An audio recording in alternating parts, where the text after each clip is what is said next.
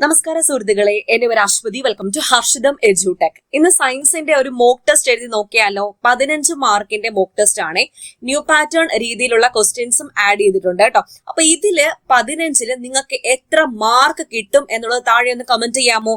വെറും question answer മാത്രമല്ല, related ഫാക്റ്റും പറയുന്നുണ്ട്. ഓരോ ചോദ്യവും നിങ്ങളെ കൊണ്ട് എഴുതിച്ച ശേഷം അതിന്റെ റിലേറ്റഡ് ഫാക്ട് ഞാൻ പറയുന്നുണ്ട്.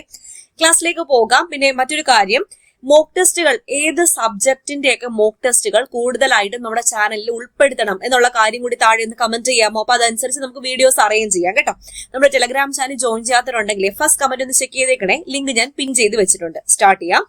ആദ്യത്തെ ചോദ്യം, പേനയും പേപ്പറും ഒക്കെ എടുത്ത് റെഡി ആയിക്കോളൂ. ഫസ്റ്റ് ചോദ്യം ഇതാണ്: ജലത്തിന്റെ സ്ഥിരകാഠിന്യം മാറ്റുവാൻ നമുക്ക് താഴെ നൽകിയിരിക്കുന്നതിൽ ഏത് സംയുക്തം ഉപയോഗിക്കാം? ഓപ്ഷൻ നോക്കിക്കേ. Na2CO3, NaHCO3, CaOH twice, CaSO4. ഉത്തരം എഴുതിക്കോളൂ. പറയട്ടെ, ഓപ്ഷൻ എ ആണ് Na2CO3, അതായത് സോഡിയം കാർബണേറ്റ് ഉപയോഗിച്ചു കഴിഞ്ഞാൽ ജലത്തിന്റെ സ്ഥിര കാഠിന്യം മാറ്റുവാൻ സാധിക്കും. ജലത്തിന്റെ താൽക്കാലിക കാഠിന്യത്തിന് കാരണം എന്താണ്? കാൽഷ്യത്തിന്റെയും മഗ്നീഷ്യത്തിന്റെയും ബൈകാർബണേറ്റുകൾ മൂലമാണ് ജലത്തിന്റെ താൽക്കാലിക കാഠിന്യം ഉണ്ടാകുന്നത്. താൽക്കാലിക കാഠിന്യം എങ്ങനെ ഇല്ലാതാക്കാം?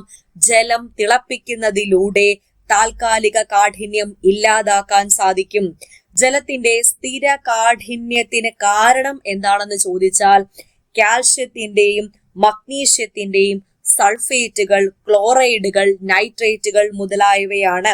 സ്വേദനത്തിലൂടെ അഥവാ ഡിസ്റ്റിലേഷനിലൂടെയും ജലത്തിന്റെ സ്ഥിര കാഠിന്യം നീക്കാൻ സാധിക്കും.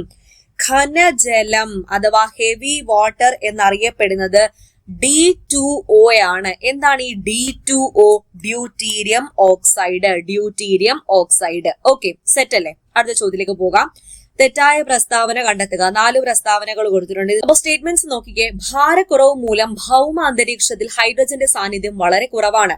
ഡ്യൂട്ടീരിയം അഥവാ ഘന ഹൈഡ്രജനിൽ ഒരു ന്യൂട്രോൺ കാണപ്പെടുന്നു. സിംഗതരികളും നേർപ്പിച്ച ഹൈഡ്രോക്ലോറിക് ആസിഡും തമ്മിൽ പ്രവർത്തിപ്പിച്ചാണ് ഹൈഡ്രജൻ ഉണ്ടാക്കുന്നത്. കാർബൺ മോണോക്സൈഡിന്റെയും ഹൈഡ്രജന്റെയും മിശ്രിതം പ്രൊഡ്യൂസർ ഗ്യാസ് എന്നറിയപ്പെടുന്നു. ഇതിൽ തെറ്റായിട്ടുള്ള പ്രസ്താവന ഏതാണ്?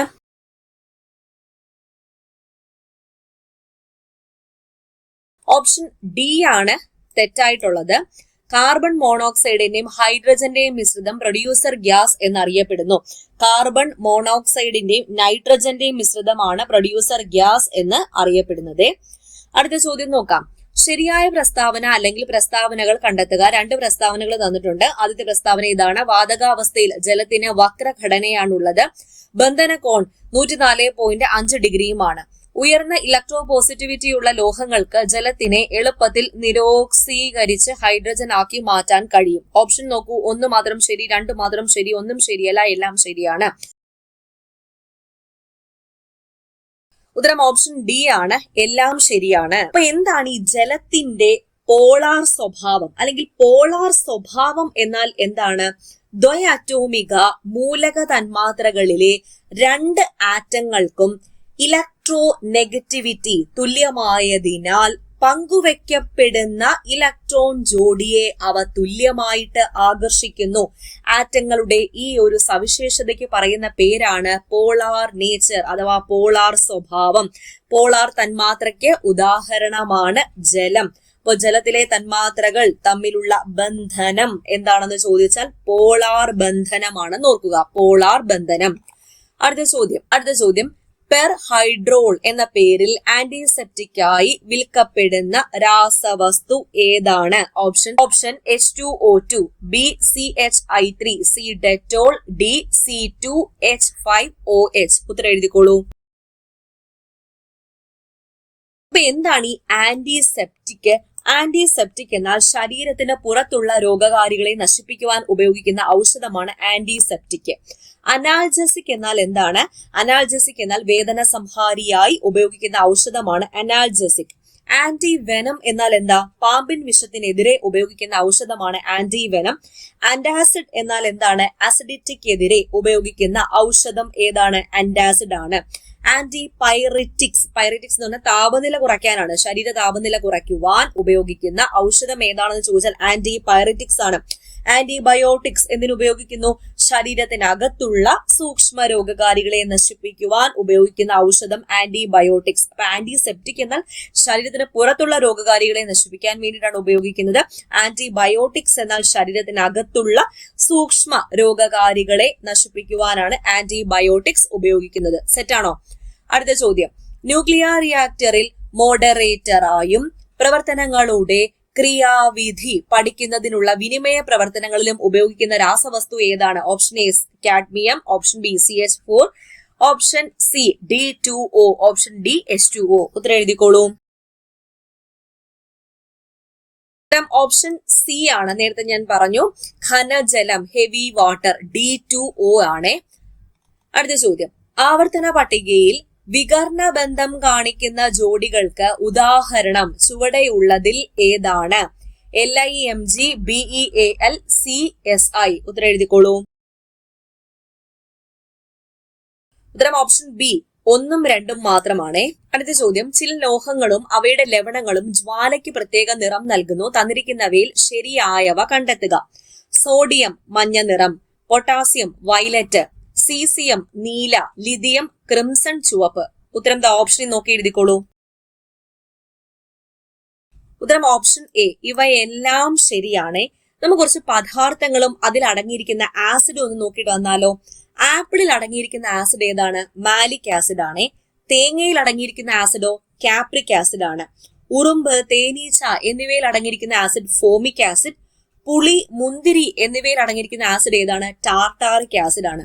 തക്കാളിയിൽ അടങ്ങിയിരിക്കുന്ന ആസിഡ് ഏതാ? ഓക്സാലിക് ആസിഡ് ആണ്. Oxalic acid. മാംസ്യം അഥവാ പ്രോട്ടീനിൽ അടങ്ങിയിരിക്കുന്ന ആസിഡ് ഏതാണ്? അമിനോ ആസിഡ് ആണ്. ഹിപ്നോട്ടിസത്തിന് വേണ്ടി ഉപയോഗിക്കുന്ന ആസിഡ് ഏതാണെന്ന് അറിയാവോ? ബാർബിറ്റ്യൂരിക് ആസിഡ് ആണ്. ബാർബിറ്റ്യൂരിക് ആസിഡ്. വിനാഗിരിയിൽ അടങ്ങിയിരിക്കുന്ന ആസിഡ് ഏതാ? അസറ്റിക് ആസിഡ് ആണ്. Acetic acid. അടുത്ത ചോദ്യം, ശരിയായവ കണ്ടെത്തുക. അലക്ക് കാരം Na2CO3 10H2O, caustic soda NaOH, baking soda NaHCO3. അപ്പൊ ശരിയായിട്ടുള്ളത് ഏതൊക്കെയാണ്? ഓപ്ഷൻ നോക്കി എഴുതിക്കോളൂ. ഉത്തരം ഓപ്ഷൻ സി ആണ്. ഇവയെല്ലാം ശരിയാണ്. മിൽക്ക് ഓഫ് മഗ്നീഷ്യയുടെ രാസനാമം എന്താണ്? മഗ്നീഷ്യം ഹൈഡ്രോക്സൈഡ് ആണ്. Magnesium hydroxide. ക്ലാവിന്റെ രാസനാമം എന്താ? ബേസിക് കോപ്പർ കാർബണേറ്റ് ആണ്. Basic copper carbonate.